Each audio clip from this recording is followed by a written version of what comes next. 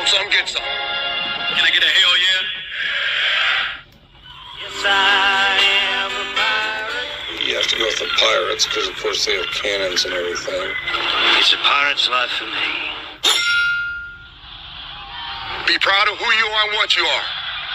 You're pirate. It is a first down. Pirates. Because when you're at East Carolina, you go for it every time. Well, you don't coach at East Carolina, you don't come to East Carolina, you don't play at East Carolina with a weak heart. Write it. I think I've ever been in a building as loud as that was. It was deafening in there. You live with Omaha? I can promise you that. And it's purple all night long in Eastern North Carolina. You're watching The Sports Objective, the podcast for Pirates.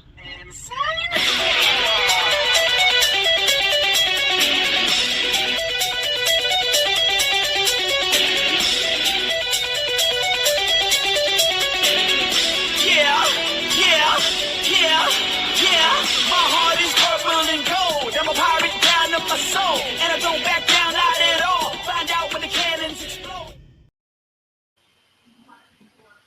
All right, welcome in to the Sports Objective, our Pirate preview. As we're here on a Wednesday night, let's bring in Kyle from LaGrange Barber. How are you? What's going on, everybody? Yeah, we're running a few minutes behind tonight. Also, Semenza's not with us tonight. He had some work duties. And Stevie Fly had a meeting with the headmaster at Northeast Academy.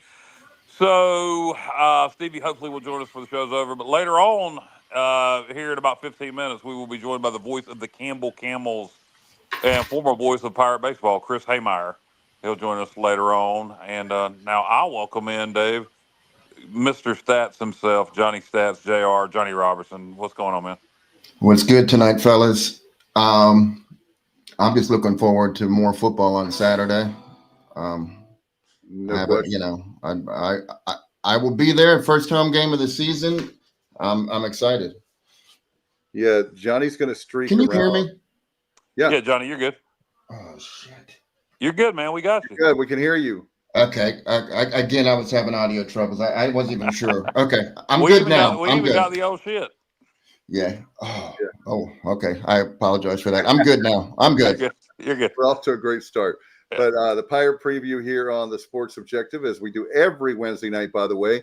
And don't forget on Sunday night after the game, of course, we'll be on Saturday night. On Sunday night, we break down the game and we'll preview, not looking ahead, but Kyle's favorite team in Coastal Carolina. I say that sarcastically. But Johnny and I refuse to go to, we already had enough of Conway for a year. I don't think you're going to the game, right, Johnny? I'm definitely taking that one off for sure. All right. We'll let Kyle be the sacrificial lamb this time. There'll be no sacrificial lamb except for the chandeliers. But hey, look, I think we'll have at least 5,000-6,000 people there. You got but anyway, but we don't need to look at the Coastal. We got to concentrate on the Campbell Camels, who play competitively with the number 9 ranked FCS program in the country, the Rhode Island Rams. Lost that one, I believe it was 35-20. You mentioned that Campbell was gifted a couple scores in that game. Yeah, they sure were. In the first half, they got 10 free points, basically. Rhode Island muffed a punt at the 3, and then Campbell punched it in for a touchdown. And then on the next kickoff, Rhode Island fumbled at the 18, and Campbell wasn't able to get a first down, but they kicked a field goal. So they got 10 easy points there. Yeah, so game maybe not as close as the score indicated, but still, Campbell has been building their program. They got a couple former East Carolina players on the roster. You can't take anybody for granted. We're not good enough to take any team for granted. Campbell, I think as FCS programs go, I think they've been spending some money on NIL. It seems like I heard that. I don't know what you guys know about the level of investment they have in football right now. Well, the players that they have, the players they're getting, Johnny, and I know you may know Kyle, but the players they're getting are like basically guys who want to play in the right now. We'll talk to Chris Heymer, 2 former players from East Carolina. They wanted to play right now. And so you've got guys that normally wouldn't. And for us, it'll be evenly matched. There's some players that are evenly matched with us, but there's a lot of players when they drop down to FCS and they're playing against other FCS opponents, Campbell is going to have an advantage on some of those players that East Carolina different. There's a transfer from Duke that's really good for them. They've got what is the kid's name? I've already forgotten his name now. I'm drawing a blank, but the kid from Northern Nash that's really good from the Rocky Mount area. He's a really good receiver, and we'll let Heymer handle their roster because I'm not here with names in front of me. But point of the story is they got some talent and they got some FBS talent that is transferred over there. So we'll, and when you have a Campbell coming to Greenville, I'm not a fan of, and this is going to sound hypocritical, but I'm not a huge fan of playing these in-state FCS. I have no problem playing FCS. I think we need to play one every year. But I don't, these in-state FCS get so fired up to play us.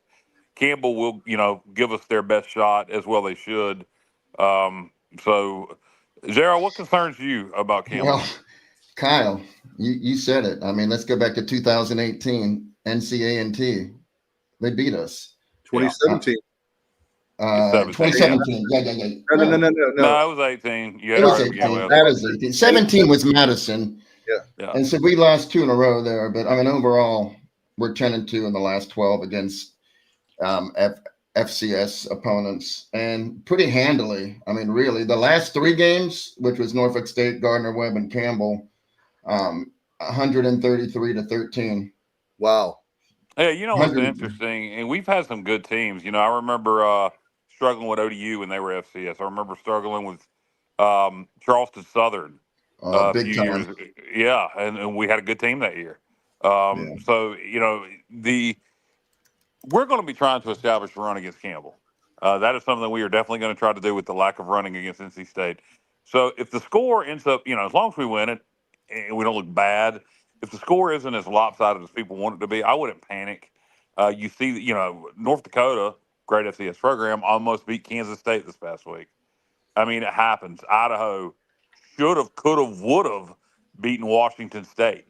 So these Austin Peay whipped the dog mess out of Middle Tennessee. So that was all this past weekend.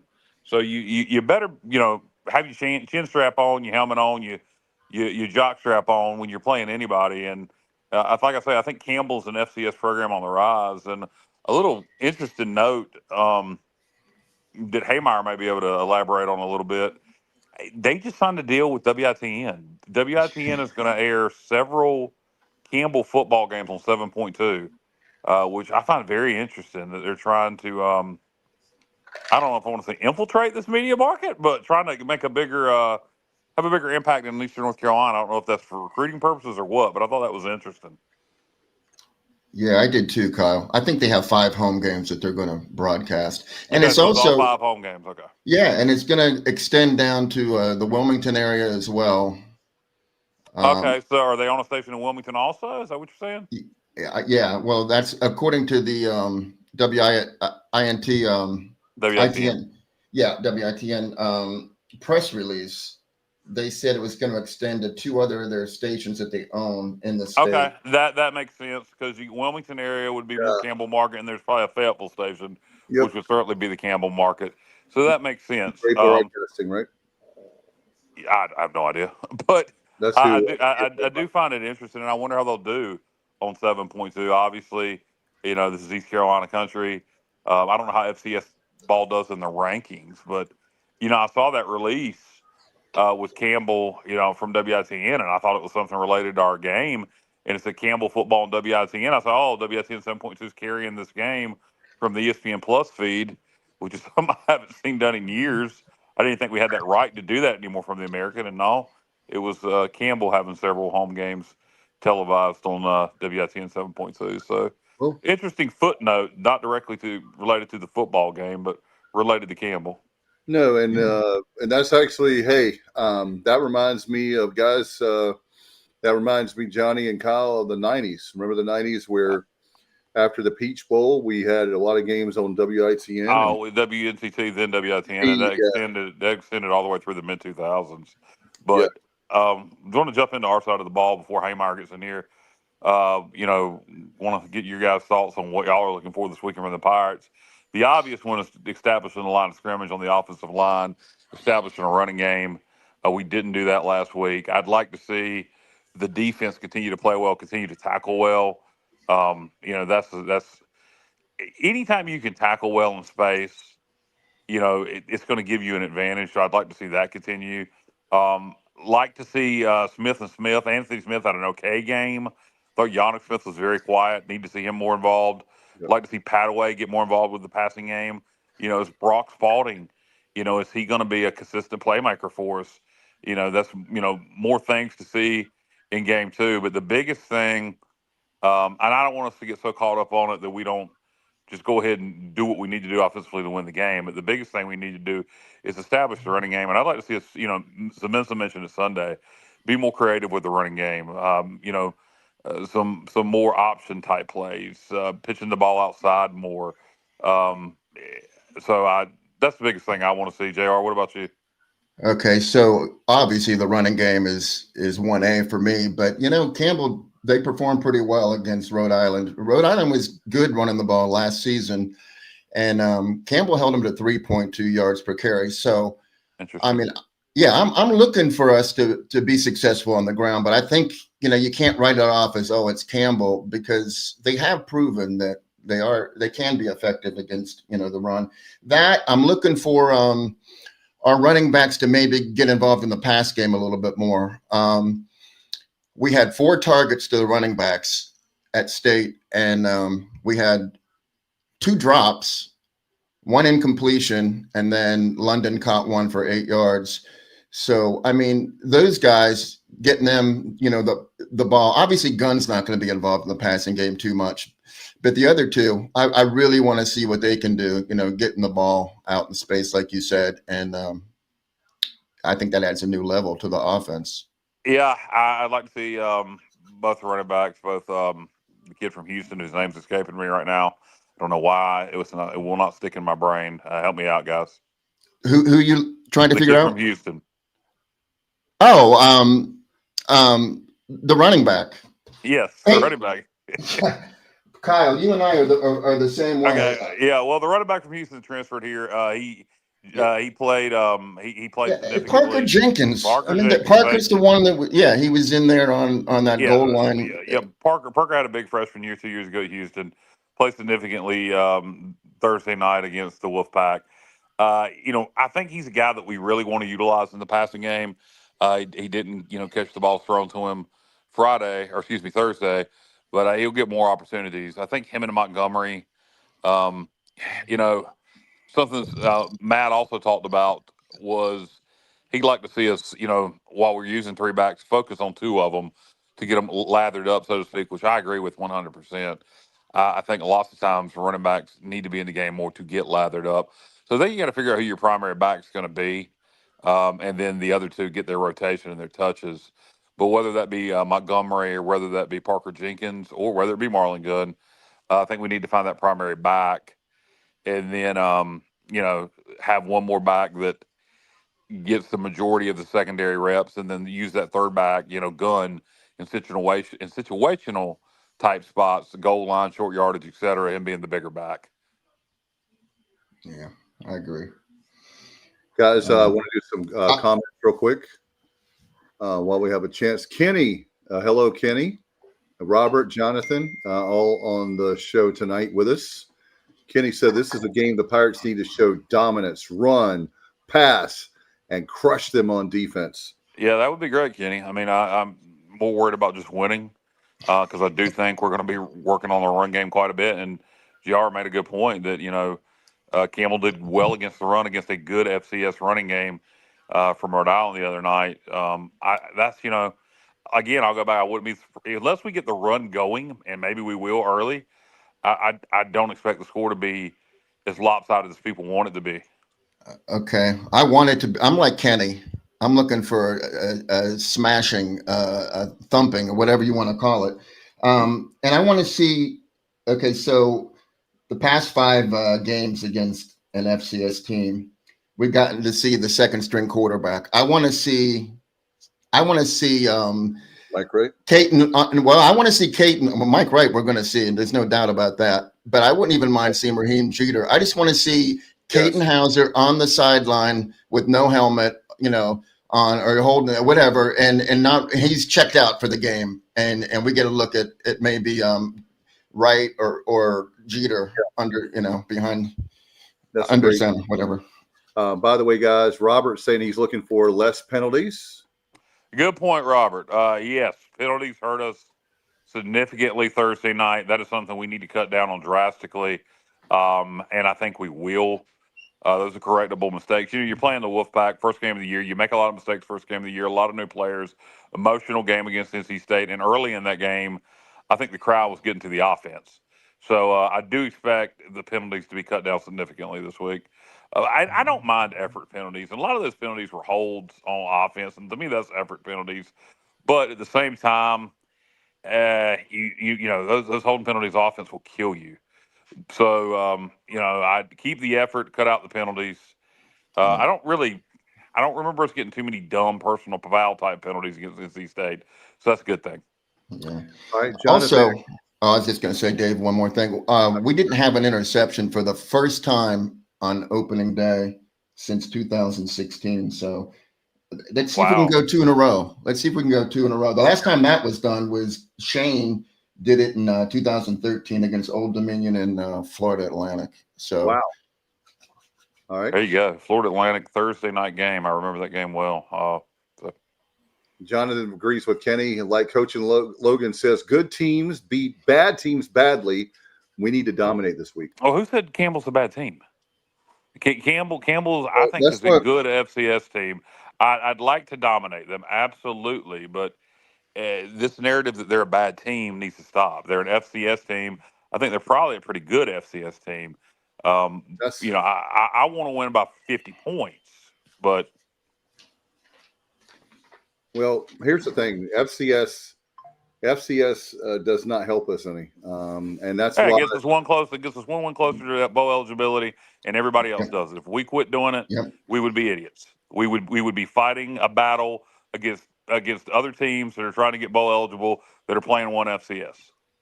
So I agree, Kyle. Hey, Dave, I say it all the time. I mean, the Big Ten does it, the SEC does it, and they've been doing it forever.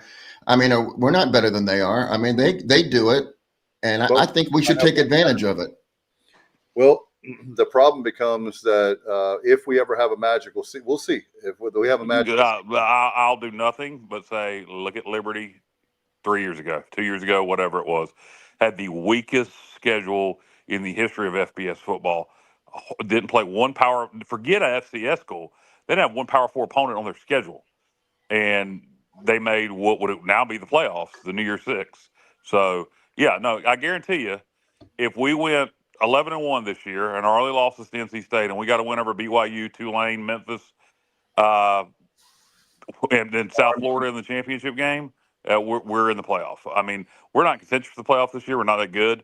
But no, it's not going to hurt us because everybody else does it, Dave. Everybody else plays an FCS. Well, for one it's thing, not like you're going to have Boise State not play an FCS team or Tulane not play an FCS team. So it's not going to hurt us because everybody else does it. Well, I will say this: it's easy for we've talked about this ad nauseum. The problem with everybody disagrees with you. You keep bringing it up. No, that's not what I'm talking about. Okay. Our problem with the athletic administration right now is they can't schedule their way out of a paper bag. Oh, I agree with you there. They get mad with me. I know they won't speak to me. That's okay. Because I'm going to be a Pirate forever until obviously the day I die. But show me on here. I'm just going to make this point and move on. But show me where you've scheduled someone outside of a bye game or FCS. It's not many. They ODU, have it. Gilbert, ODU, Appalachian State. Wake Forest. I will give you Wake Forest. Yeah. No, that was Confer. That was Confer? That was Confer.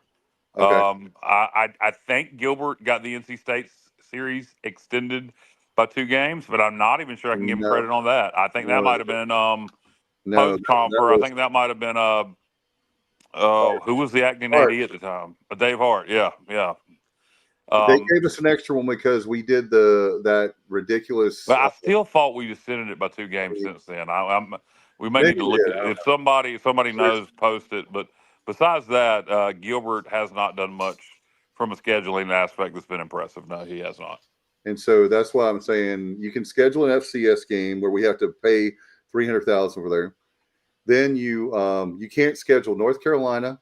Look, this is what I would say. I understand, and I will tell him, I'll defend him on the fact they're being jerks. Duke will not come to us anymore.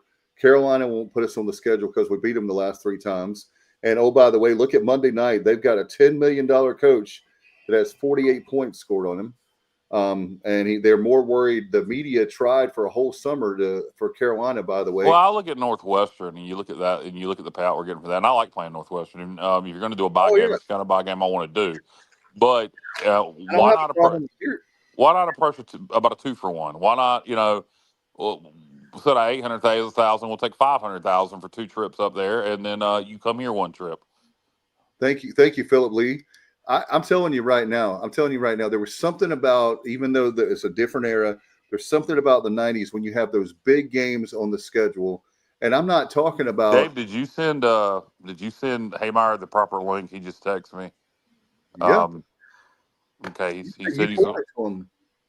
I did forward it to him. You're correct. Yeah, hold on. You guys talk amongst yourselves. JR, Dave. I'm gonna see if I can get things straight with Heymer. Okay. No, Johnny, I'm not saying, let me be very clear. I'm not saying playing the murder's row that we played like in the 80s when I became a fan, before I became a student, before I became a media guy, coach. I've had different angles for following this program and now the podcast. But the thing is, I would be okay. Here's one of my point. I would be more okay with FCS scheduling if we had better competition, better opponents. There's some schedules coming up that are pretty good, but there's no North Carolina. After 28, there's no NC State. There's no Duke. We had Boise State on the schedule, and Houston's the reason we got rid of that. And, he's not here anymore. And that was one of my beefs with Houston, is like, he made a point of why would you go to Idaho to play a football game? Because that's the team, that's like the group of 5 team that when people hear Boise State, they go, oh, wow, they might be a little bit down this year. But you hear that Boise State, that's probably the most recognizable name if you want to call the so-called group of 5. And we had a home and home. And I'm sorry, but our team needs to be treated like a national brand. If you're here and used to be at Alabama and Tennessee, act like this is Alabama and Tennessee. And, schedule. And what I was going to say earlier is I defend Gilbert on the fact they're being jerks in the ACC school where they won't play us. Yeah. No, hey, Dave, I hear what you're saying. And I agree with your last point. I'm with you 100% on that. Boise State, it could ideally, we'd like to get to the point where, we're right there with Boise State being considered, a candidate. Yes. For the playoff spot. And so forget about, trying to have people vote on which team is better. You got your head-to-head shot right there. Thank you, Johnny. Exactly. And it was that I agree with you. I hated when they announced that they canceled that. I was distraught. Houston said that, by the way, if y'all think I'm not beating up on Houston, he made some kind of crack when he was up at the podium at the kickoff luncheon. Why are we playing a team, like he was like doing a dig at Joe. It was one of those, you really couldn't tell, is that a joke with Gilbert or is that like a slam, on Gilbert? But, and then they get a game with, was it Appalachian State and Notre Dame? But if you want, and let me say this, if you want to look at, and I'll move on because we have our guest here, Chris Heymer in the green room, our dear friend. If you want to look at scheduling at the so-called group of 5, I'm not an App State fan. However, look at the job the AD has done at App State scheduling football. Look at it. And then tell me why we can't do it. Please tell me why we can't schedule. Carolina went to the Rock, right? So they just need to that's the one area where this current administration is not doing a good job, and that's on scheduling. So yeah, I agree with you 100%. There's one quick point I'll make on that, and then we're going to bring in Hank Chris. And this isn't to defend Gilbert, But, we play a national scheduling conference because of the layout of the conference from San Antonio to Philadelphia. Sunbelt's a very regional conference. So, they being App State, signed a home and home with Oregon State. Well, why wouldn't East Carolina do that? Well, it's appealing to play Oregon State. But at the same time, we do not play a regional scheduling conference with the exception of Charlotte, Temple, and when Navy's on the schedule. So there is some sense to playing, Coastal Carolina, I don't have a right. Liberty, etc. Non-conference. There is, but you shouldn't drop Boise State. At the expense of doing that. We replaced Boise with Coastal. Nothing Yep. against Coastal, but I'd rather have Boise on the schedule. But anyway, let's Again, get focused back on Campbell and bring in Chris.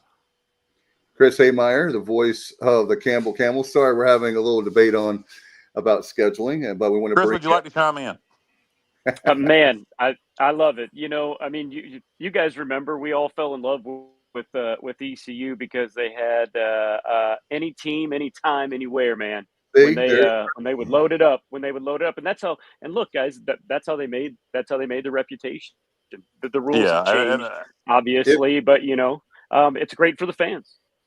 In '96, we had West Virginia. You had, of course, Miami. We beat Miami in the Orange Bowl, and we played NC State. Remember that? And what was now, it's now Bank of America Stadium, and we went 8-3 that year. And because they didn't have enough bowls back then, unfortunately, we got left out, which was ridiculous. That West Virginia game is where Logan went for 2. It was the very first year that we had you couldn't end in a tie, and they had overtime. He goes for 2. It's 10-9. I think we beat. Was it South Carolina the next week? South Carolina next week. Oh, I forgot about. Yeah, we beat the Gamecocks. So it's like I know there was a different era, but I'm just saying I'm from that era, and it's really you need to do some of that. Like this year, BYU's coming to Greenville at NC State. Right. Coastal. I like the two. I like the 2-1-1. I like 2 Power Fives, 1 so-called Group of 5 non-conference, and then 1 FCS. I think if you do anything harder than that, if you're a Group of 5 team, you're just digging a hole. You're having to, we're all fighting for that playoff spot, and everybody else is playing schedule similar to this. The only problem I have is all these exciting non-conference home games against BYU, against against BYU, against Wake Forest, against NC State. These were all scheduled by the previous AD. So that's my only problem is Gilbert has not scheduled a exciting home and home. But anyway, exciting home game this Saturday with the Campbell Camels. Chris Heymer, welcome into the show. You guys took on the number 9 FCS program in the country, the Rhode Island Rams, this past week. Good start to the game. You guys, I believe, got up early. Final score was respectable. What are your thoughts on the Camels' performance up at Rhode Island? Yeah, guys, we saw a lot of good things. Rhode Island was a sneaky, picked 8th in the CAA, ended up as co-champions last year. They returned pretty much everybody, their quarterback, their star wide receiver, a bunch of dudes on defense. And most importantly for them, they returned all of their offensive line.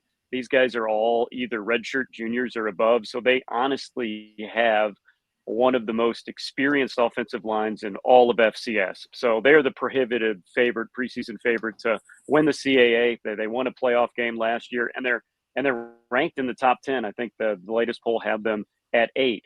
Campbell did a really good job against that big line and that really good offense against the run game. Campbell only allowed 109 yards of rushing against that team, and then they were pretty solid on offense. The running game was solid.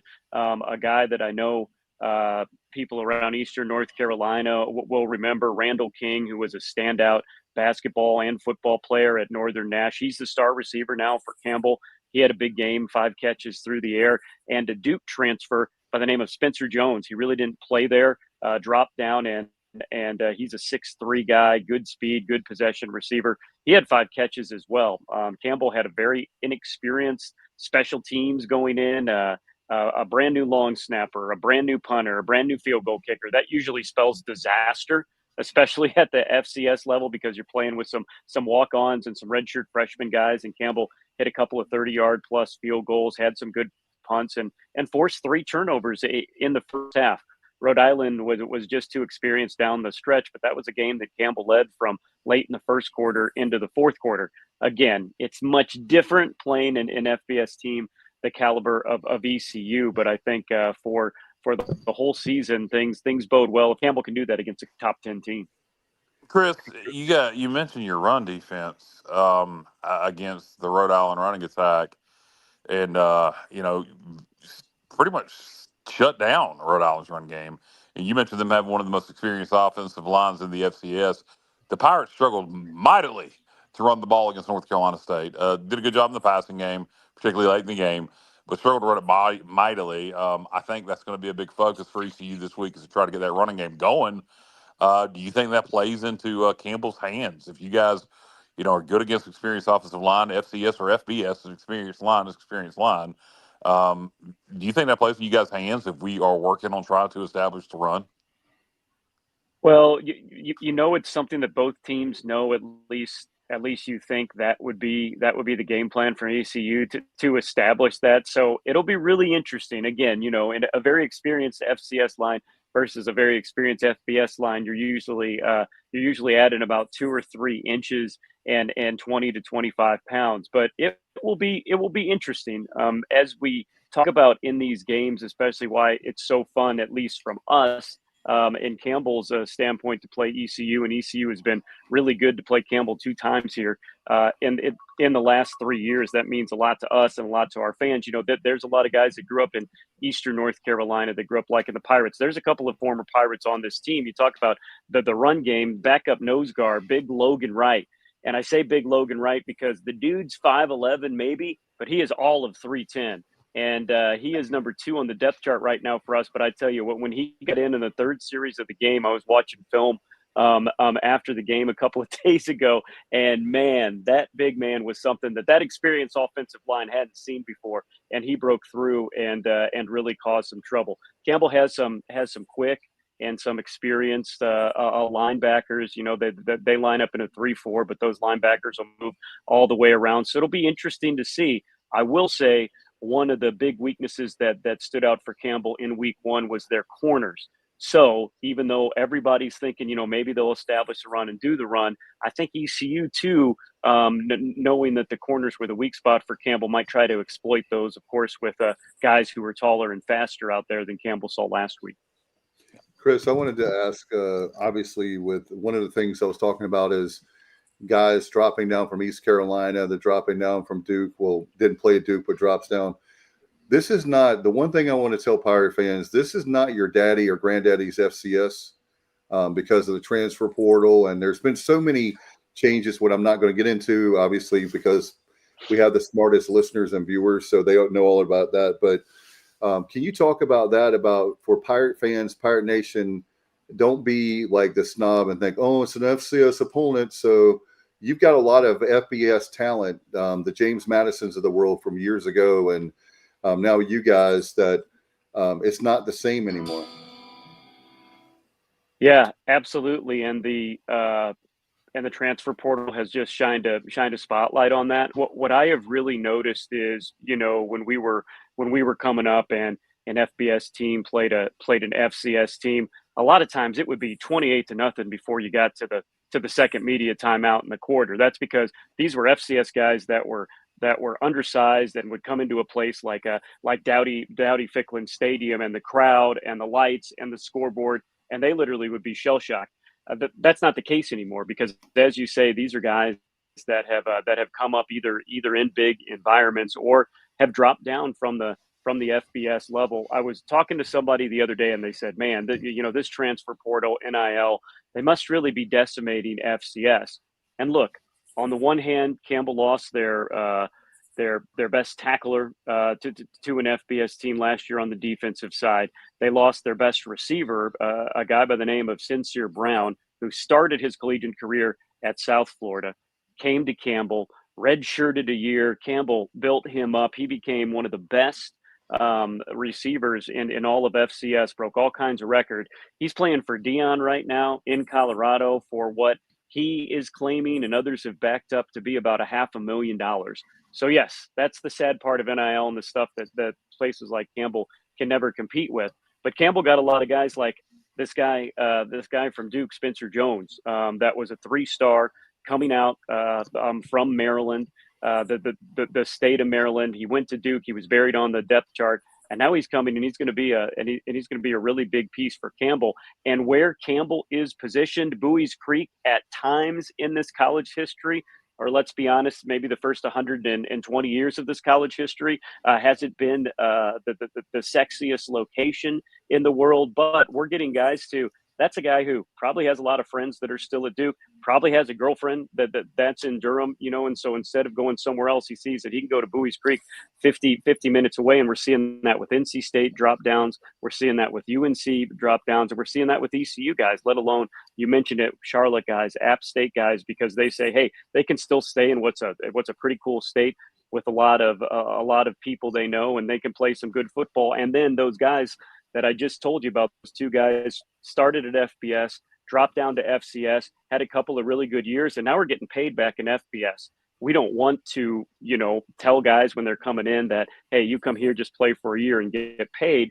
But it's something that happens these days. And if you come here and win some games for us for a couple of years, we will gladly put up a graphic for you on the way out. So it really kind of works both ways. And for places like Campbell and a place like North Carolina, it's paying some dividends, guys. Chris, we talk about NIL, the model's changing, being reeled in a little bit. You got to go through the clearinghouse now for anything over $600. We're going to the revenue sharing model.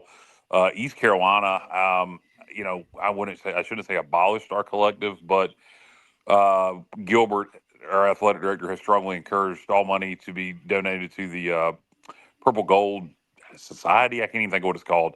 Is for the money to go to revenue sharing instead of NIL. How do you think, with that change, players are still going to get paid? East Carolina's going to be able to pay more than Campbell. UNC's going to be able to pay more than East Carolina. Ohio State's going to be able to pay more than Jesus. It's just how it is. So I do think the revenue sharing is going to reel some of this in. How much of an impact do you think it'll have on the transfer portal from a positive environment and from a positive situation? Do you think it's going to slow down some of these transfers, or do you think it's just going to all be the same?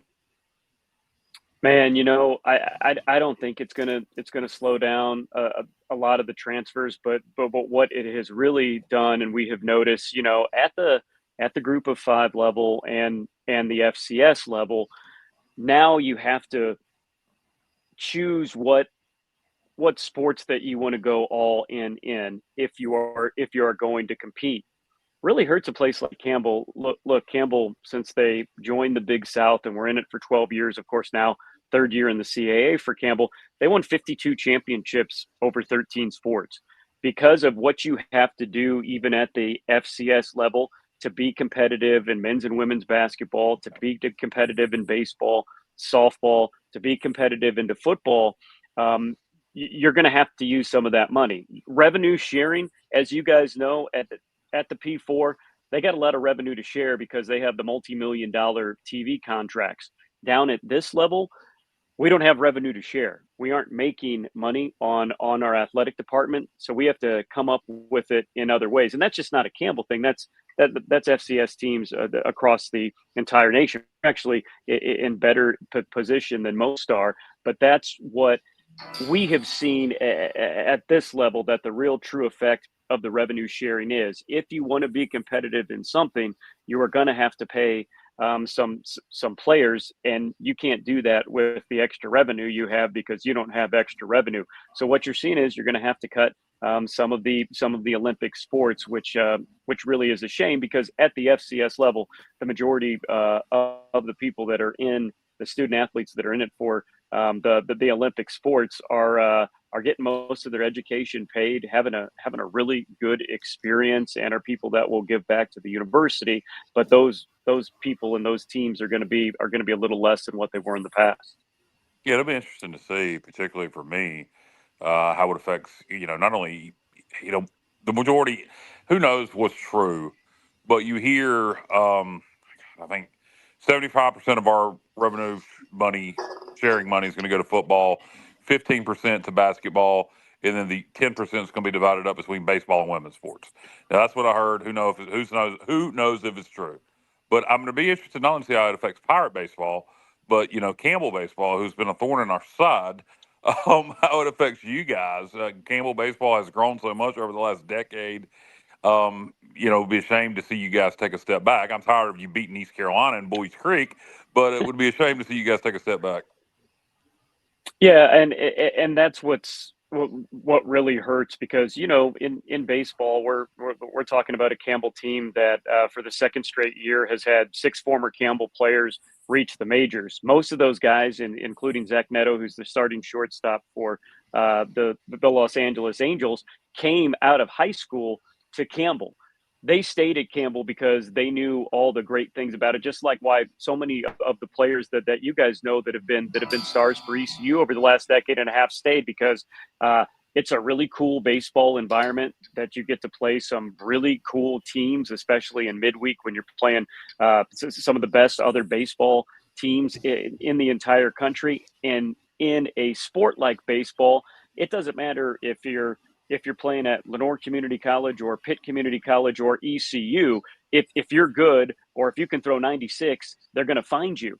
But if staying at one of those places is the difference between staying at one of those places and then going to Tennessee, where they're going to pay you 50 to 60 grand on top of everything else that I said, it's hard to stay no matter how much you like the school. So that's what I dislike as well, because to these baseball programs that have fought and clawed and have built themselves up with this reputation from the ground up, in ECU, the best example really anywhere in the nation of a school that's non-Power 4 that has been able to do that. And now that's going to be much, much harder to do. Yeah, absolutely. JR, did you have anything directly for Chris directly about the game? Well, yeah. I got to throw a stat out there. If I'm a Johnny Campbell Stat. fan, if I'm a Campbell fan, I'm a bit concerned on third downs. In the first and second quarter, I mean, you converted 3 consecutive third downs, and then after that, 0 for 11. And in the second half, you guys you were never in favorable position on third downs. You averaged like 6.5 to go. But here's the thing. On all 8 plays on third downs in the second half, he had a total of negative 16 yards. You only had 1 play for positive yardage, and that was a 2-yard run. So, I mean, I think if they would have improved on third downs, conversions, and just being better positioned, that game would have been a lot closer. And I was definitely rooting for the Campbells. And I just feel like that's something that you guys can improve on. Yeah, absolutely. I mean, it doesn't matter. It doesn't matter who you're going to play. That on third down is just miserable. Good news was the Campbell defense did pretty good on third down their own self. But everything going well offensively, and he did a good job. But number one, I'm going to say starting quarterback for Campbell, the best the best name in all of FCS football, Cam Sixkiller. He's a transfer. He wears number 6. Sixkiller is his last name. It's spelled exactly like it sounds. And he's a transfer from McNeese State. He started some games at McNeese State, obviously in a new team. His first start as a Campbell, his first start as a starting quarterback. You could see that the offensive coordinator, the head coach, and the starting quarterback were all trying to get on the same page. He looked a little rusty, and then also Johnny, what he did was he really wasn't able to go downfield on third down. And when you're facing a 3rd and 6, a 3rd and 8, but a 3rd and 9, you'll get the results that they did. Again, tough to get your mojo back against the athletes that the ECU defense is going to throw out there, but that is definitely something that has to improve, or it's going to be a real long night for Campbell. Yeah. Hey, Chris, I have a real quick question on Camden. So what's his lineage to Sonny Sixkiller, who's also from Cherokee Nation in Oklahoma? They have to be related in some respect, but I can't figure it out. Yeah. Yes, definitely. He couldn't give me the exact lineage, but knew exactly who that was, and they are related, somehow. And of course, when we first recruited him, and I saw that name, I thought about the same name that you did. But but he's a wonderful he's a wonderful student athlete that has come on, and look, he competed for and won the job from Mike Chandler II, which is also interesting about that quarterback room. Mike Chandler was a Lamar transfer that really battled for the job last year because of injury. He got to play in the last 4 games of the season and really kind of looked like the guy that was going to be a starter. They realized they had 2 really talented guys. This Mike Chandler from last year shown that he can run and pass, a little bit of a dual threat. So he was on the field for, I think it was somewhere between 35 and 40 snaps. And they told us that he was going to be Mike Chandler II. He lined up at running back. He took direct snaps. He lined up in the slot. He lined up as the sideline receiver. He ran crossing routes. He ran go routes. He did a little bit of everything and got into the end zone out of the Wildcat in one of the drives in that game against Rhode Island. So Campbell behind the man with the familiar quarterback name. They think they can do a lot of different things. Not the easiest scout out there because you never really know who's going to go behind center for Campbell. Yeah, 2 quarterback system. We got a little bit of that potential with Mike Wright. Haven't seen much of it yet, but do expect to see it in games to come. You mentioned the transfers from ECU, the transfers from Duke, the young man that played up at Nash County, who I think had some FBS offers coming out of high school. Talk about that aspect. The Eastern North Carolina kids, the North Carolina kids in general, the transfers from FBS schools that get another opportunity to beat an in-state opponent like East Carolina. I'm sure, Campbell, obviously your goal is to win your conference and make the FCS playoffs, but they got to be fired up for this one. Yeah, absolutely. And what we are seeing with, I think you're going to see a lot more. In fact, I know you're going to see a lot more kids from Eastern North Carolina that come to Campbell. Braxton Harris is a Texas guy, but he was here as a assistant and then an associate head coach for 3 years when Mike Minter, the former Carolina Panther, that was here for a decade was. And when he was here, he was the head recruiter for this team, and he put together back-to-back in 2022 and 23 the best FCS out of high school recruiting classes in the entire country. The dude knows how to recruit, but he learned during that. He was recruiting all over the country. They had some Florida guys. They have some California guys, some of these guys that are still on the team. But he realized, especially in the transfer portal era, it's hard to keep anybody. It's really hard to keep a dude from California in Bowie's Creek, North Carolina. So he has, from day one since he got back here, and one of the things he did, I tell you guys, from both sides of 95, probably all the way to Charlotte. He visited every single high school and talked to every single high school coach because he knows that the footprint is North Carolina, South Carolina, and Virginia. Every FBS and FCS team says that in North Carolina, but he really knows that that's the place to get these guys not only out of high school, but you made a great point.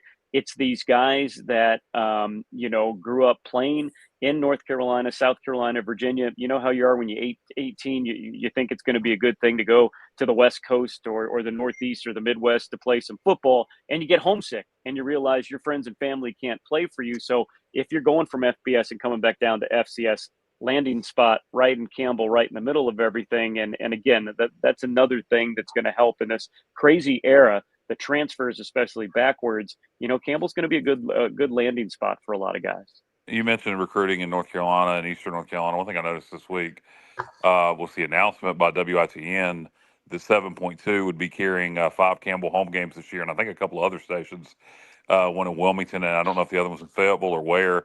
But how did that come to be? Did you have anything to do with that? Just talk about that deal for Campbell. Was surprised to see that. Yeah, absolutely. That was something when we got into the CAA, we knew that we had a lot of more palatable games to offer, and a lot of teams in the CAA, which again, one of the best FCS football conferences in the entire country, with a footprint that goes in football only from Maine all the way down through the Carolinas. And so the athletic director, Hannah Bazemore, talked with me and said, hey, let's see if we can get some of these games on TV. So it was awesome. We talked to Great Television. We worked with a company called CSMG as well, and WITN realizes that, hey, there's guys like Randall King that played in Northern Nash. There's some ECU transfers. There's a lot of guys from Eastern North Carolina. So we're going to be on the 7.2 channel, which again, as you guys know, is on a lot of the cable networks as well. And that's just one of the many reasons why Campbell went from the Big South to the CAA. A big reason the CAA took us was because of football, and a big reason why it was such a conference that seemed to be a right fit for Campbell was the fact that things like this now, when you say, hey, we can offer you games that, you know, we're gonna have Furman at home, we're gonna have Western Carolina at home, William and Mary and Elon.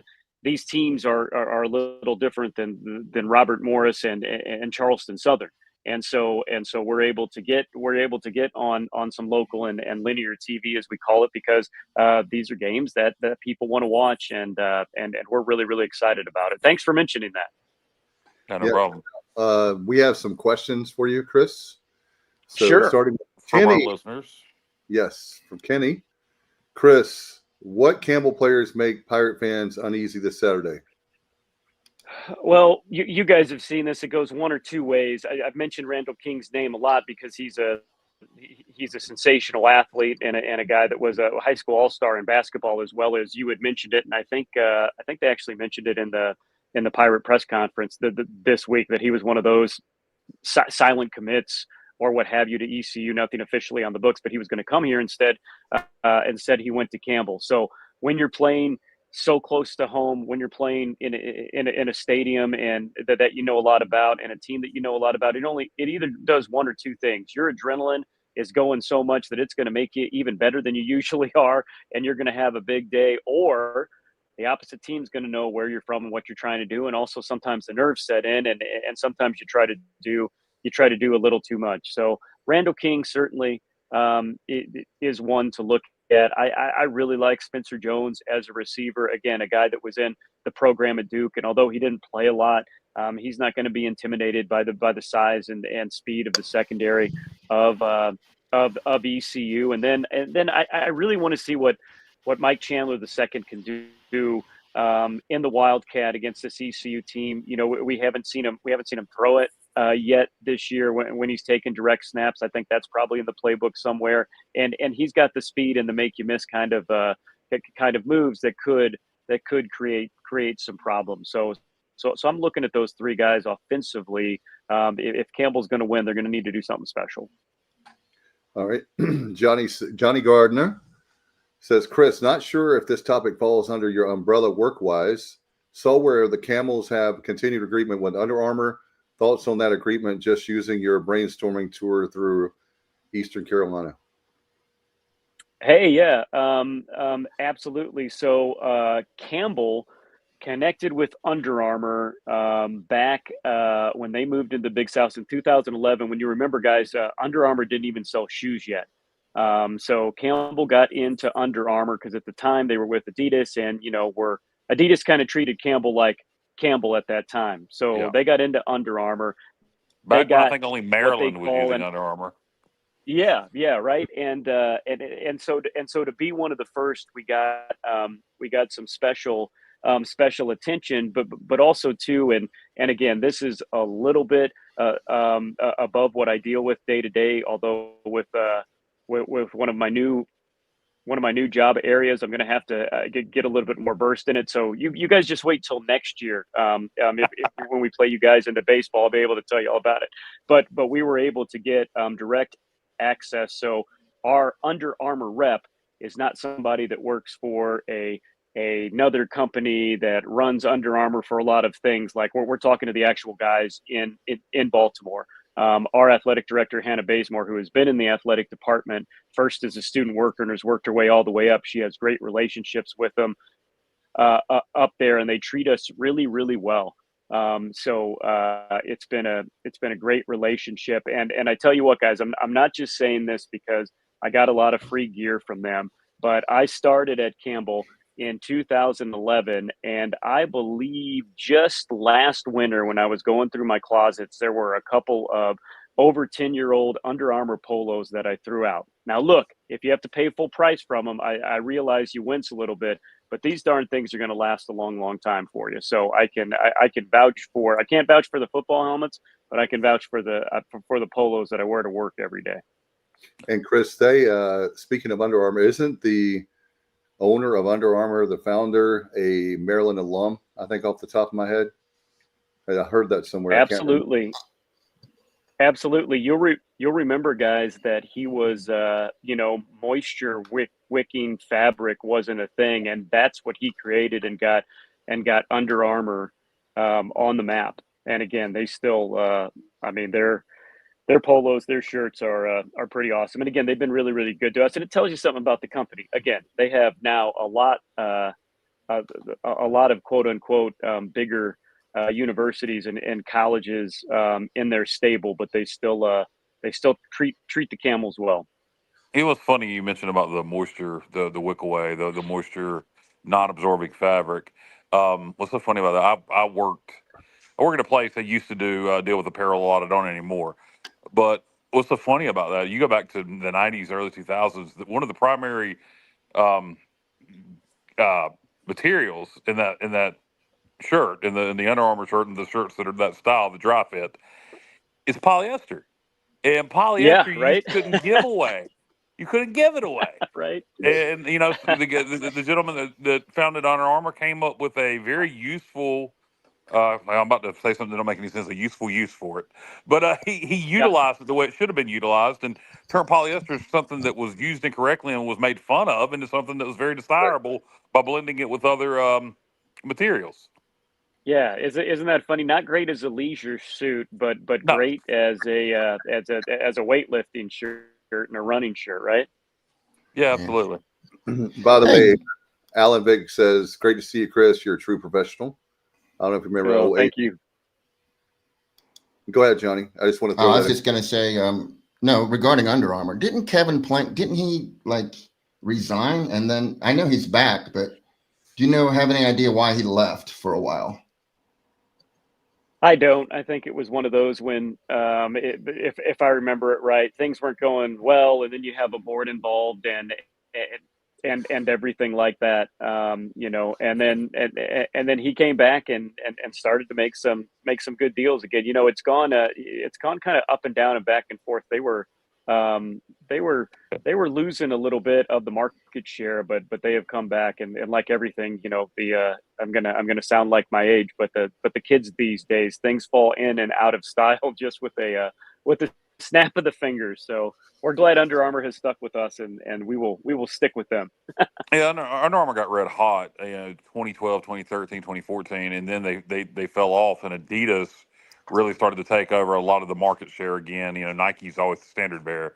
But Under Armour seems to be coming back around. I don't know how their shoe sales are doing. I have no idea how they're doing in the footwear world, but the Under Armour clothing, you're starting to see that brand more and more again. So the popularity is definitely coming back around.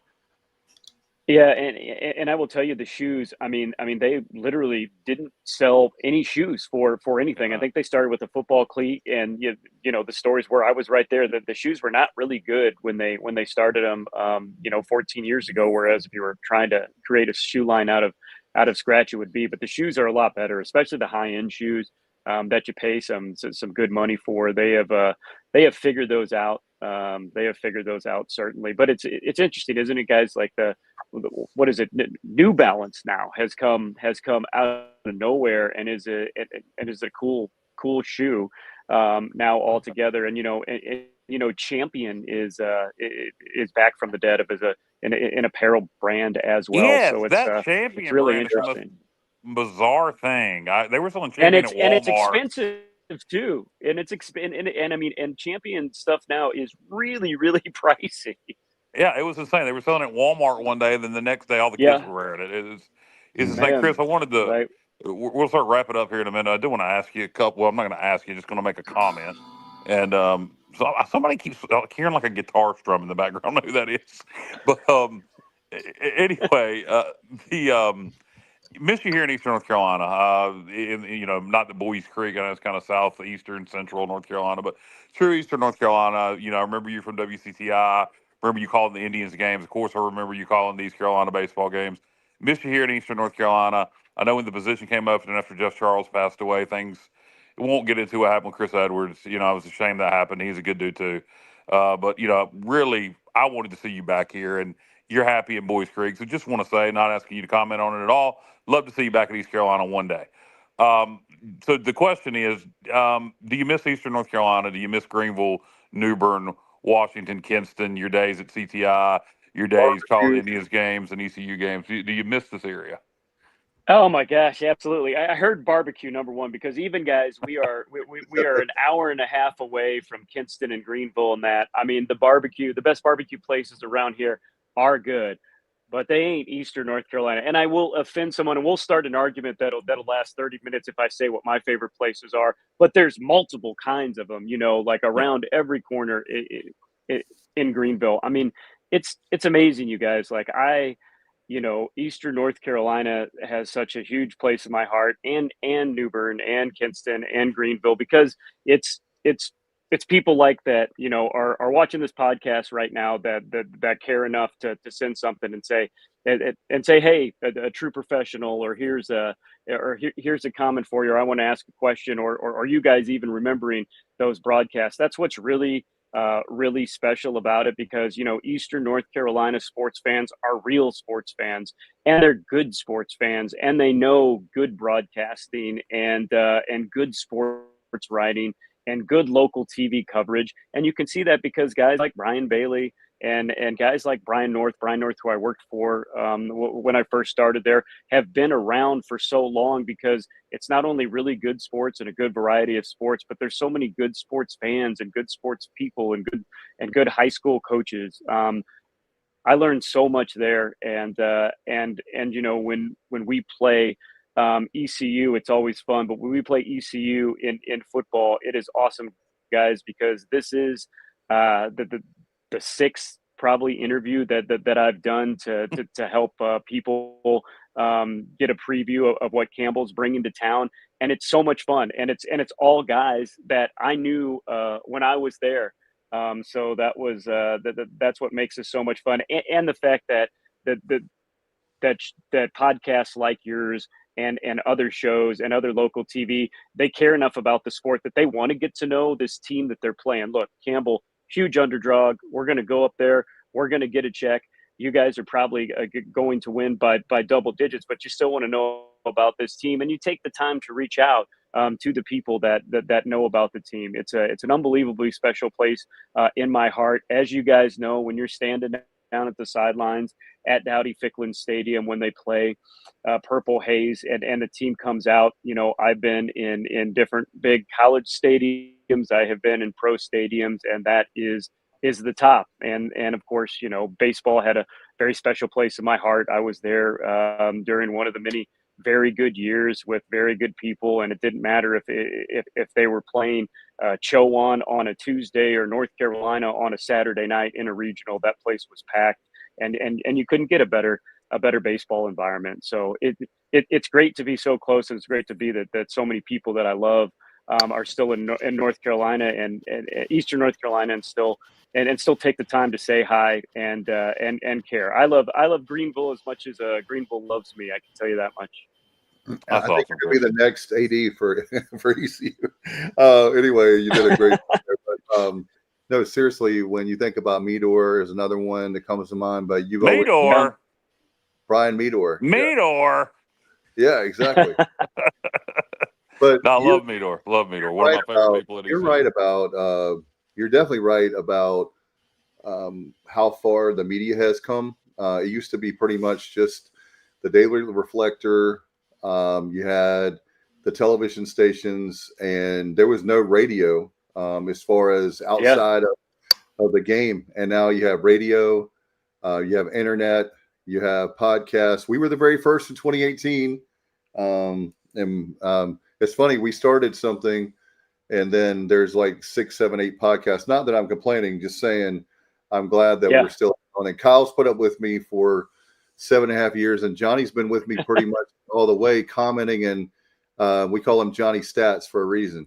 So, but that, we're missing people from the crew tonight. Normally we have former ECU linebacker Matt Simmons and Northeast Academy head coach Stevie Fly, but it's a smaller crew tonight, but that's okay. But Chris, genuinely appreciate what you do. Respect you as a professional. One more quick thing I have for you, non-Campbell or ECU related, but you called Kinston Indian baseball. Was really happy, when the Wood Ducks left, and I knew that was coming. I knew it was going to be their temporary home. Was really glad to see the Bird Dogs come to town and see professional baseball, even if it's the MLB partner league level. I thought, nothing against the Coastal Plain League is fantastic, but I thought having true professional baseball was very important for Kinston. So I just want to get your thoughts, if you have any, on that there's still true professional baseball with the Frontier League coming to Kinston with the Bird Dogs. Absolutely. And you have to give credit to, all the people in Eastern North Carolina that still go to the games, but there is a group of people in Kinston, and the two biggest one that comes to name are now co-owners in Cam McCray and Bill Ellis, who Cam McCray was the owner of the team when I was there with Kinston, and really good people that have been really good to me. But it's important people that don't know because who of Cam the tradition. McCray is. Sorry, I didn't mean to step on you, but for people that don't know who Cam McCray is, No. If you eat at Bojangles in Eastern North Carolina, you're giving Cam McCray money. That's who that is. If you eat at Bojangles from Richmond all the way down into South Carolina, you are, and that's why I'm so glad to see him. I am so glad to see him come in, because again, you want to make some money, you want to at least break even, but I think he has the pockets to keep it going for a while. And guys, I don't know if you made it to a game this year, but it was awesome. We went there on a Campbell coaches caravan. We took our football coach, our men's basketball coach, and our softball coach, and it was the first time I had been there for a couple of years, and they have improved that place even more. They have a brand new scoreboard that rivals what you'll see in most college baseball stadiums, a brand new sound system. Of course, what they've done to the pavilion, and so they spruced up everything. They built a new picnic area down the left field line now too. I mean, it is a really, really, really good place to see baseball, and yet you can still sit, 15 feet from home plate with a ticket that costs $15 under the old roof like the stadiums used to be. But then they added all this other stuff out there. So I was really, really pleased to see not only did they build the team back, but they have some owners again that are behind it that are going to make that place the best that they can be. And so we were so impressed. My associate AD was there, and they were so impressed that they really want to try to play a game in Kinston with Campbell baseball. Of course, it'd be great if ECU could, do one of those like they've been doing. Campbell plays ECU at ECU like they usually do. ECU comes here, and then we could play a middle game like that. Again, that's just me and a couple others in administration dreaming. We haven't talked to any of the head coaches that are important to do that yet, but that's how good that stadium is now, guys. And so that's what I was even more impressed to see. And of course,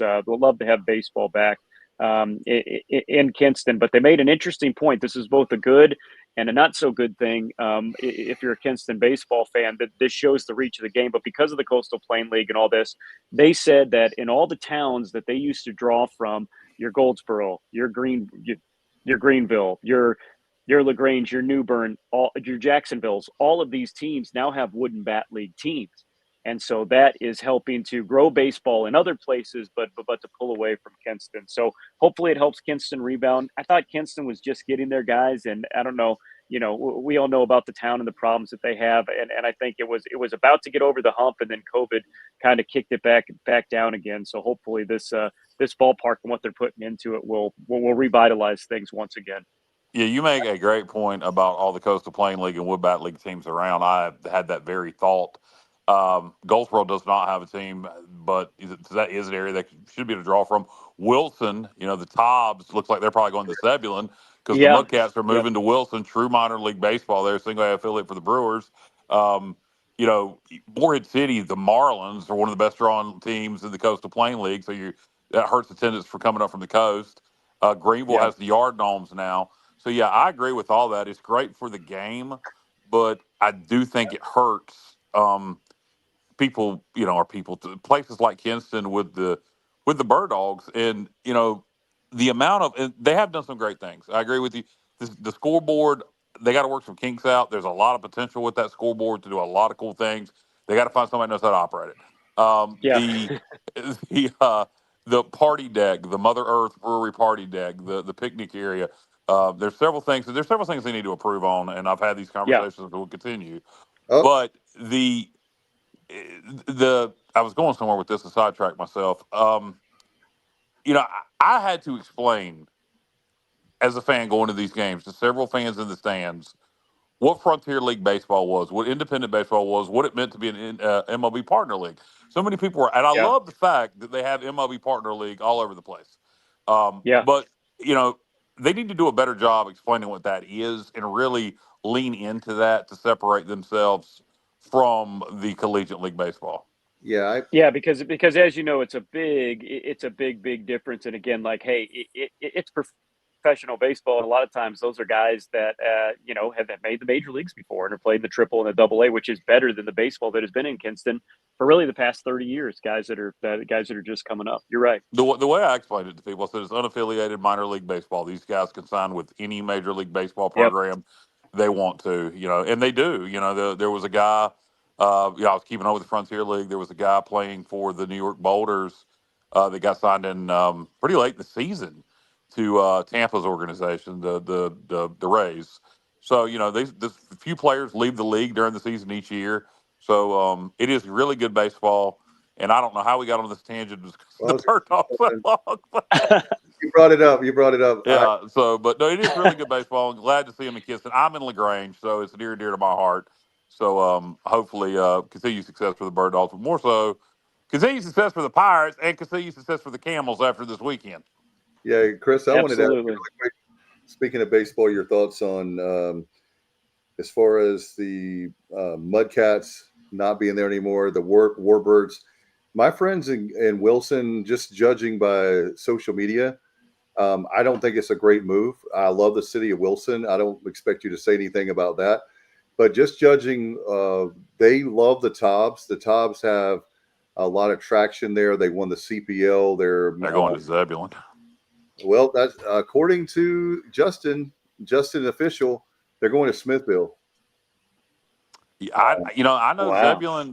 What I read last night is they're going to put the new owners there or the new lease agreement with the folks from WRL. I hear they're putting a CPL league team there.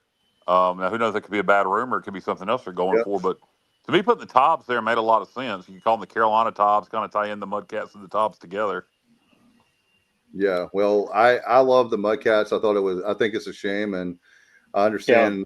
And considering how that, you want to talk about humble beginnings. That was like a high school stadium when they first started, and I think they were in the Sally League off the top of my head.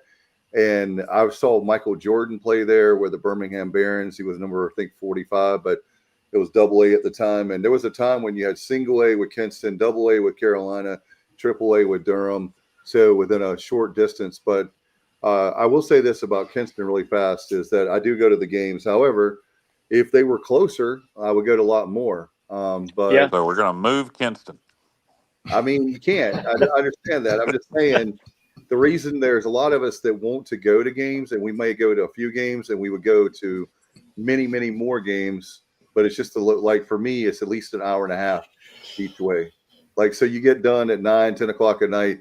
You get home at 11:30. Not a big deal for me, but it is when I want to take my kids there, and maybe especially if it's a school night, not in the summertime, obviously. But anyway, Chris, thank you so much. I know that you have Campbell on your mind, and we're looking forward to the game. And thank you for always being very good to us. I would say that if we had a guest Hall of Fame, you would definitely be up there. In there. You've always been very good to us, so thank you for that, and thank you for going way over with us. We appreciate it tonight.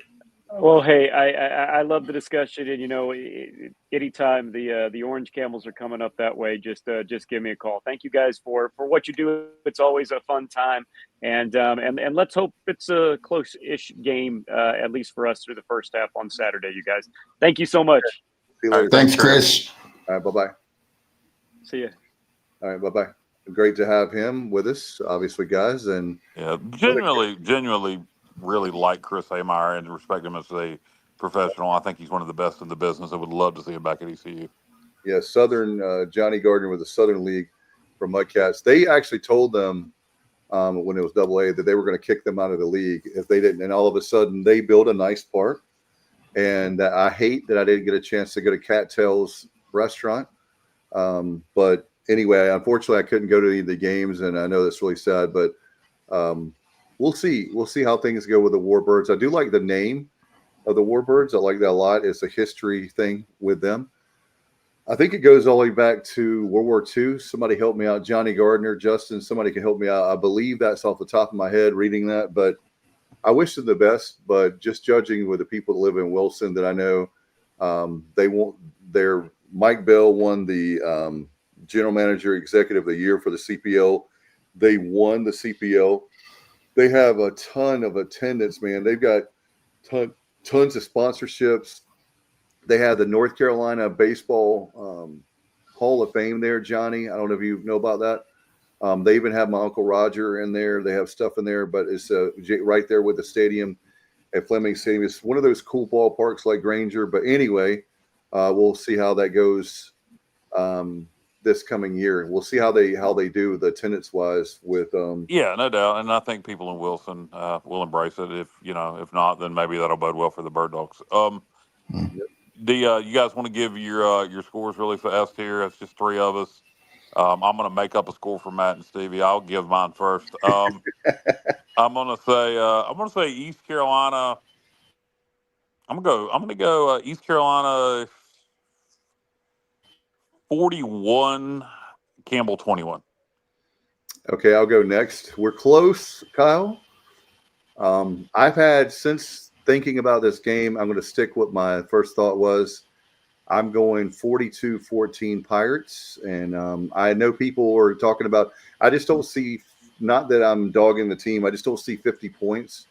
If we do, I'll be even happier. But, hey, Johnny, getting a win is the most important thing, and playing good on all three sides of the ball, as Ruff and McNeil used to say. Agreed. But you stole my score, Dave. Are you serious? I was going 42-14. I'll go 42-13. How about that? Yeah, and Matt predicted Campbell to win 52-3. And Stevie said that his 8-man team at Northeast Academy could handle the Pirates. So there you go. That was their predictions. Kenny says Pirates 44-17. Johnny says Whirligig has artwork in the Plaza of Parkleby as an Air Force pilot that went under the moniker of Warbirds. That's right. So thank you there, cool. Johnny.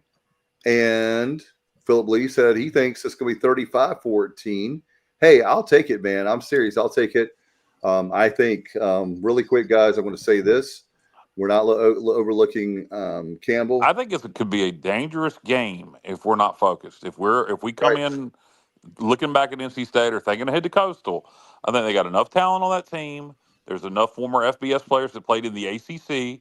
There is, the kid who could have came here who's from Rocky Mount. There's too much of that if we don't play well, we could find ourselves in a ball game late. You want that game to be over with no later than by the time we lower that no quarter flag. But this is, to me, this ain't Western Carolina from a few years ago, for example, or NC Central from a few years ago, an FCS school that did not have the ability to come in and compete. And I think people hear Campbell and they think that this Campbell football program is improving. They have the right man as head coach. And again, yes, and they have money. You nailed it. And if we don't come in focused, this game can be a lot closer than people want it to be. That's not what I'm predicting to happen. I'm just throwing up the warning flags. You guys remember with the 2019 guys with the Charleston Southern game? No, that was 21. That was 21. We were down 14-0 in that game. We only won by a touchdown. Yeah. 3 points, 31-28. Was it only 3 points? Okay. So what happened, Kyle? They scored. Quarterback was unbelievable. Yeah, he was. Yeah. They scored 14 in the first quarter and 14 in the fourth quarter, and we didn't score at all in the first or fourth, but we had 31 in the second and third. So it was a weird game. Yeah, and I remember after that game, this is what I remember mostly, Johnny. I want to say after that game, we played Tulane the next game, and Tulane was favored, and everybody picked Tulane to blow us out. And even the guys on the show, and I don't want to say to blow us out, they picked Tulane to win. Even the guys on the show picked Tulane to win. We had just interviewed, what's his face? The guy who's the voice of Tulane now that was our baseball voice. Corey Corey Gore. Yeah, I don't know why I can think of his name as much as he's been on the show, but we just interviewed Corey, and so I got done, and everybody gave their prediction. I'm normally super conservative in my predictions, and I said blowout, Pirates win big. And lo and behold, if you guys remember that Tulane game after the Campbell game in 21 with the Greenway as a favorite, we won that game by like 3 touchdowns. That was one of the better performances from a Mike Houston team in terms of games they weren't supposed to win. No doubt. In that SMU game at the end of the season, 20, yeah, guys. I really believe that we're going to have a good time. And Johnny Gardner, we wanted King as a DB, and he wanted to be wide receiver. He's the one from Northern Nash. Okay, that explains it. And I bet you also that he, because of him wanting to play receiver, I bet you he sees the opportunity at Campbell to make an impact, which he's doing, and then get paid by ECU, UNC, somebody next year. It'd be funny if we want him if we want him next year and offer him money. Who knows? No doubt. And let's see. The formula is their starting quarterback gets shut down. Some mobile quarterbacks come in and gives ECU a fit. Absolutely. We want to make sure. I want it to be very, very, very boring. I want us to punch them in the mouth and have like it's, wow, we still got. I want it to be exciting, but exciting because we're scoring. I don't want it to be a nail biter. No, I don't want a nail biter. Yeah. No, I'm saying. Yeah, I know. You're saying that. You're saying you want it to be boring because it's over. Yeah. Yeah, I get what you're saying. To me, that's not boring. If we're laying 45 points. Yeah, I'm happy. As far as the game itself, it's not a not an exciting game for the third-party viewer that not a fan of either one. Yeah. Kenny says Pirates are pissed off about last week. That doesn't go good for the Humps. I agree with Kyle that we need to take this game seriously. Absolutely, Philip. The three of us on this show, you don't hear us talking trash about Campbell or anyone. And not only because we like Chris. I will Carolina. By the way, guys, just quickly. I didn't mean to cut you off, Dave. Just quickly. What if the other line instead of TCU was ECU? Now, we wouldn't have blown them out like the Horned Frogs did. We're not as good as TCU. TCU was a 9-win team last year. A couple years ago, played for the national championship. People seem to have forgotten that. Yep. But I do believe, had we played UNC Monday night, we'd have won that game. We'd have probably won it by like 3 to 10 points, but we'd have won that game. Could you imagine what would be happening in Chapel Hill right now if they had lost to ECU instead of TCU? Oh my God! They might have run Belichick out of town after game one. I told you guys when we heard about that story, it was going to go really well and really badly, or really badly. It wasn't going to be anything in between. I think honestly, you pay a guy $10 million a year, and somebody said, what was the budget for those players? Was it really 21 million is what I heard. 20 million, over $20 million. The thing I was going to tell you this in the group chat Tuesday. Can you imagine if East Carolina paid a coach $10 million and we spent? No, I'm just saying. Think about if we always do more with less. And Carolina has 100 guys. Carolina has a budget something like $100 million. Ours is around 50 million, a little north of 50 million. So let's say half of their budget. And I guarantee you, if we spent 20 million on the players alone, we would have made that at least a competitive game, if not beat TCU, if we had that kind of money. I'm telling you. Yeah, TCU is really good, and that's yet to be seen how good TCU is. They may be the best. Nobody predicted the preseason, but they could be a competitor to win that Big 12 championship. So, how bad Carolina is, they play Charlotte this weekend. I didn't even check the line in that game. I would imagine it's going to be bigger than it should 11, be. I believe. Only 11. Okay, I wouldn't touch it.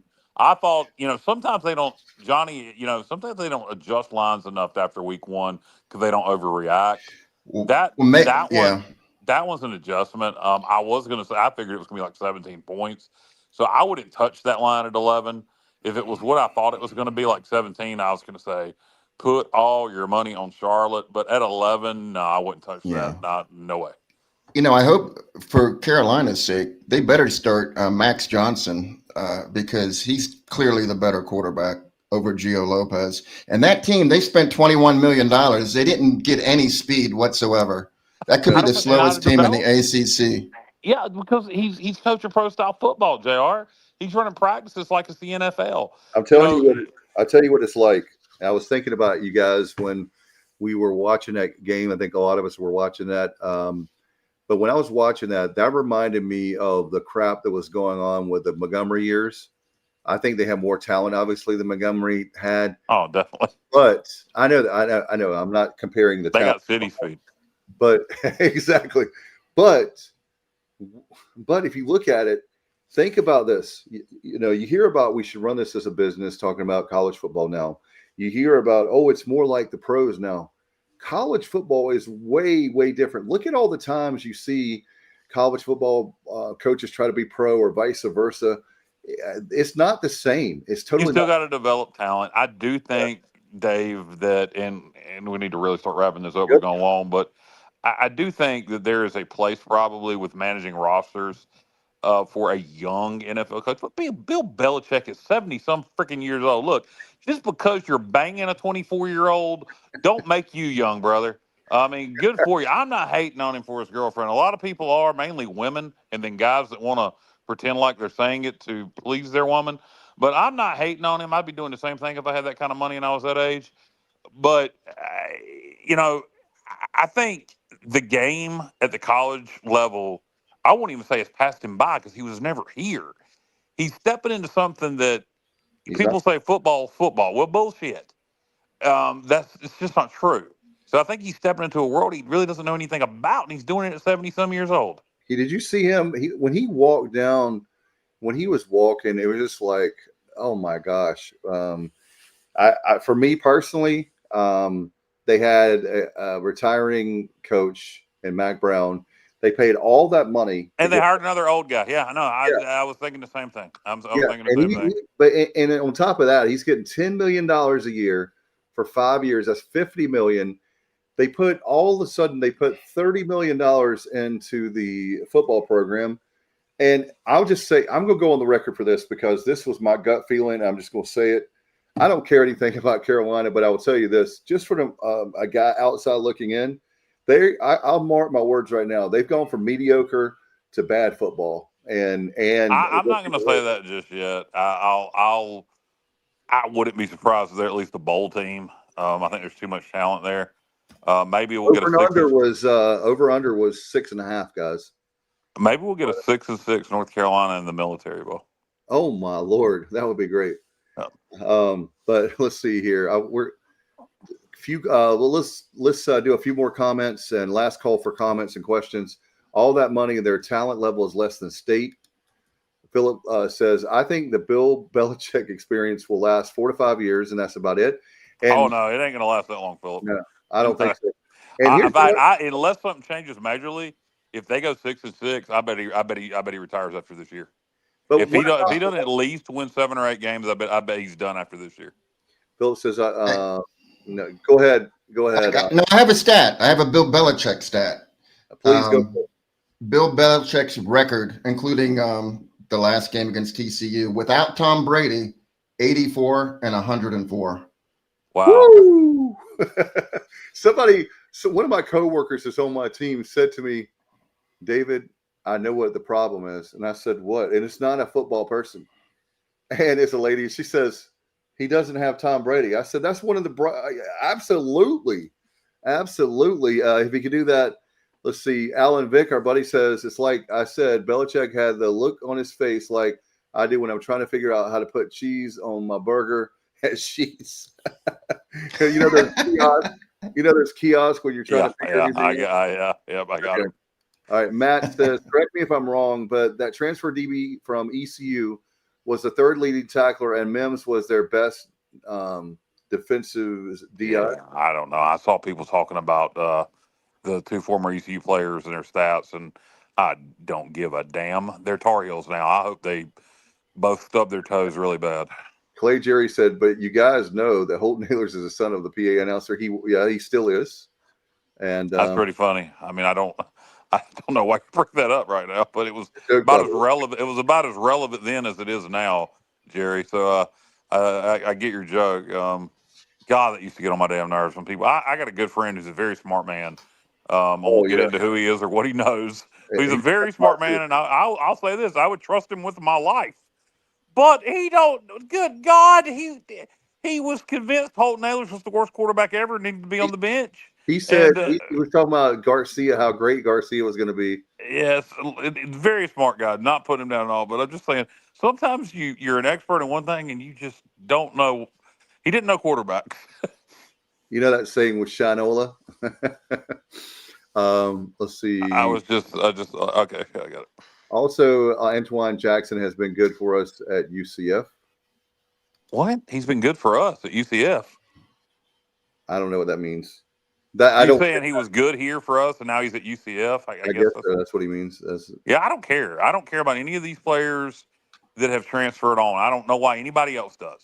They're not Pirates anymore. They can I want to say worse than what I'm saying, but they can all go stub their toes. The kids that are here now, whether they transferred here or came out of high school, they're Pirates now. Once you leave here, unless you go to the league, or unless there's a good reason for you to transfer, like maybe your mama's sick and you live from Oklahoma, I don't give a damn. Once you leave here, I don't care anymore. I don't know if you guys feel the same way, but I don't care what they do. Yeah, my 100%.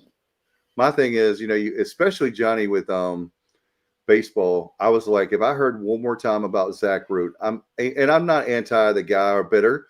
I'm just like, okay, he's playing in Arkansas. He's a damn pitcher. Okay. But in baseball, I didn't care. And baseball seems to probably the wrong way the most of. Well, the whole thing is Zach would have made plenty of money had he stayed here another year, going to the major leagues. But you can't fault a young man, I don't guess, for going to take a paycheck, but I don't care what they do once they take that paycheck and they're not here anymore. Let's see. Matt says, my point is they have deep pockets and their defense is leaning on ECU transfers. That's not a pathway to national championships. Okay. Well, okay. I get your point, Matt. It's just seen a lot of people talk about it. Clay says, brother, this popped up in my recommended for some reason. Just wanted to pop in and hear some ball for a moment. Clay, we're glad you're here, man. Keep if you're a Pirate, I'm assuming, even if you're not a Pirate, keep watching. We do this every Sunday night. Normally, former ECU linebacker Matt Simmons is with us. Head coach at Northeast Academy, Stevie Fly. Tell your friends, tell your family, tell people you don't like. Just tell them to tune in. And we do this every Sunday. And during football season, we do it on Wednesday. We cover whatever sports in session. And we have, like I said, for football, we have Matt Simmons. For baseball, we have different people. For basketball, we have different people. There's always going to be the core here with me and Dave. JR is, JR, I don't know if you're going to be contributing beyond football season, but you're at least here for football season. So glad to have a new viewer, and I hope you keep watching, listening. Tell your friends. When we started the podcast, I don't know if you remember Kyle, and then we'll get out of here.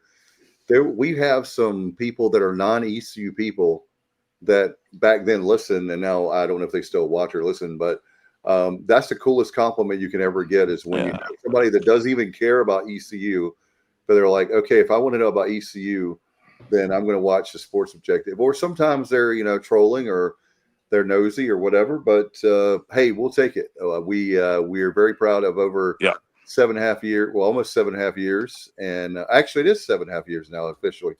And we have over 1,000 episodes, and having Johnny, we've met so many great friends like Johnny Robertson, who's a real good guy and knows what he's talking about when we call him Johnny Sats for a reason. And Johnny needs you on Friday night, man. We got a big high school football game with who's on the docket on Friday? We've got Wilson Hunt, brother, a 5A. Oh, wow. Yeah. Thank you, Brennan, very much. Brennan says the Sports Objective is the best podcast at ECU sports, bar none. Thank you, Shapiro. Shapiro, our buddy. You owe me at least that, Shapiro. You owe me at least that compliment. I appreciate it. All right, what do you guys? Do you have anything before you get out of here, Johnny? When are you coming down, brother? We're gonna. I was told that we're gonna be partying at your house, right close to the stadium. Well, my wife will be there, but I won't. Okay. I better let her know you're coming. No. I didn't. We were looking out for Johnny Roberts. Well, JR will be here Saturday. Yeah, I'm coming late Friday. I'm loading the dog in the truck and heading down there. Probably. What kind of truck you got, JR? What kind of dog? No, well, yeah, that too. Well, I know what kind of dog you have. What kind of truck you got? Oh, I have a Tacoma. The Tacoma, okay. I know. I'm a Chevrolet guy, Kyle. I'm a Chevrolet guy. But I had the Silverado. I got a Frontier Pro 4X, baby. Okay. I like the Japanese midsize trucks too. Well, I had to do it. We'll race. You want to race? Yeah, no, I had to do it for gas mileage reasons. I put so many miles going back and forth. No, I have the 6, but it's still pretty good. What's your horsepower? Well, I don't know what the horsepower is, but I'll tell you what. When I need to pass somebody, it's not an issue. All right, we're gonna race. Hey, here you go, Kyle. Look at this. Think on this for Sunday. What would the ECU UNC line be? So I assume that's if the game was this week, if it was in Greenville, like it's in Charlotte, my guess is UNC -6. That would be my bet. They're minus 11 against Charlotte, so -6 to -8 if they were playing us, Carolina, and they would probably get upset. Philip says, love the show, guys. I've enjoyed listening to y'all over the years, and I'll keep listening to you. Thank you, Philip. We need more Phillips out there. We got the Brennans and the all the Johnnies out there. Justin Butts. There's so many people I'm going to leave out. Shell. Yeah, we appreciate everybody that listens on YouTube and Facebook. And we need to do a better job of getting some old content back up on the traditional podcast platforms and making sure we're getting these shows out on Apple, Spotify, etc. But, we've really concentrated on YouTube, Facebook, and Instagram here lately, and we appreciate everybody for listening on those platforms, watching, however you want to say it. Uh-oh. NFL really quick. Cowboys beat the Eagles on Thursday.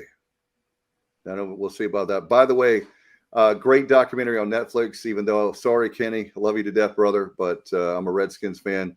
But that documentary, America's Team, on Netflix, guys, you got to see it. It's very good. They did a good job with it, and that's a huge compliment coming from a guy that's my least favorite team. I love you, brother Kenny. We could at least agree on the Pirates. So Johnny, you're with me on the Redskins, right?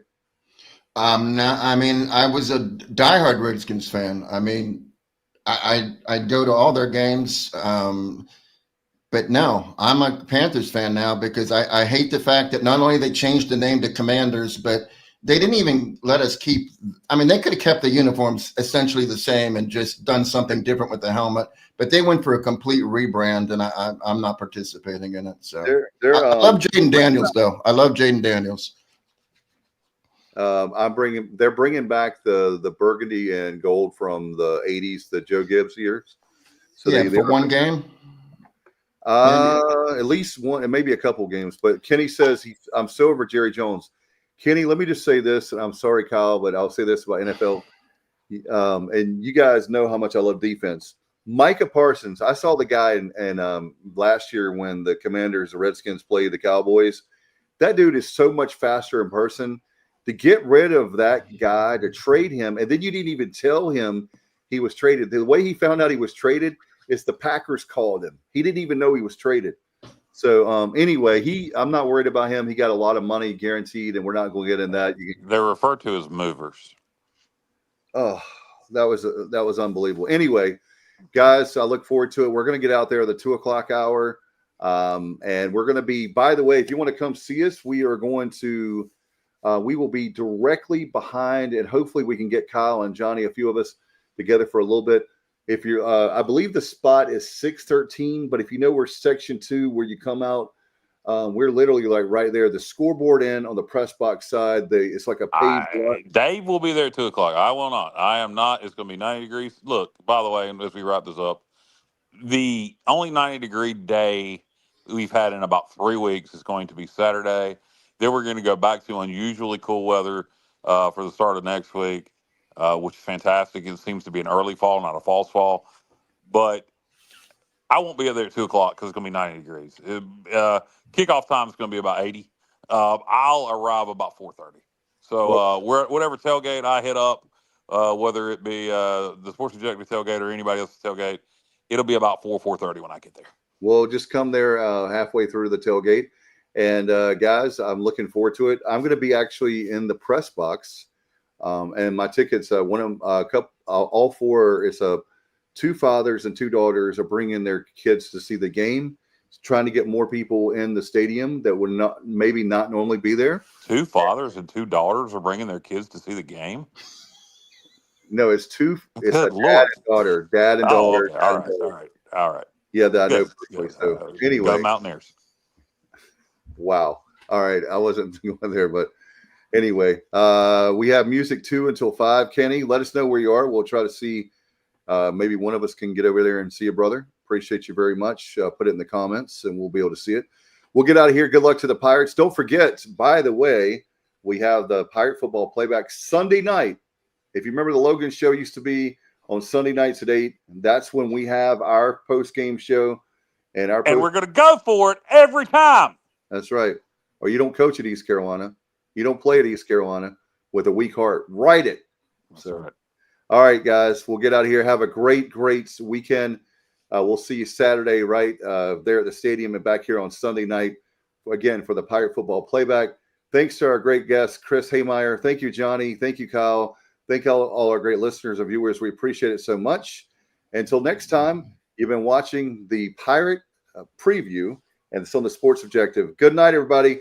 And as always, go Pirates.